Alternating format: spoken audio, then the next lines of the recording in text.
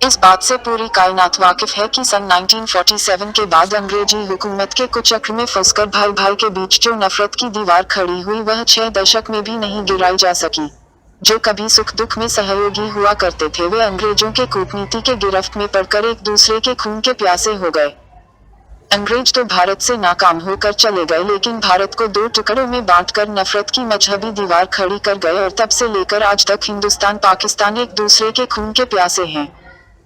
इस ईद के पावन मौके पर इसी नफरत को खत्म कर दोनों देशों के बीच अमन का पैगाम लेकर आए हैं भोजपुरी सिने जगत के हर दिल अजीज सुपरस्टार पवन सिंह अपनी भोजपुरी फिल्म गदर के जरिए। पवन सिंह इस फिल्म के जरिए यह संदेश देने की कोशिश किए हैं कि बहुत खेल लिए दोनों देश, खून की होली अब इस नफरत की आग को खत्म कर ईद के मौके पर दोनों देशों के लोगों को गले मिलकर खुशी पूर्वक ईद को मनाना चाहिए।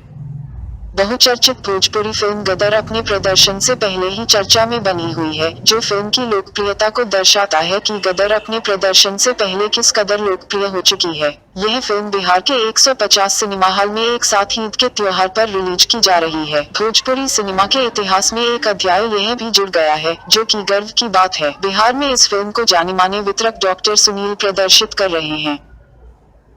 पवन सिंह अभिनीत इंदिरा फिल्म्स इंटरनेशनल इन एसोसिएट विजय लक्ष्मी फिल्म इंटरनेशनल प्रस्तुत एवं राजपूत फिल्म फैक्ट्री कृत फिल्म गदर के निर्माता भूपेंद्र विजय सिंह, बबलू एम गुप्ता व रवि सिंह राजपूत हैं, वहीं निर्देशक रमाकांत प्रसाद है।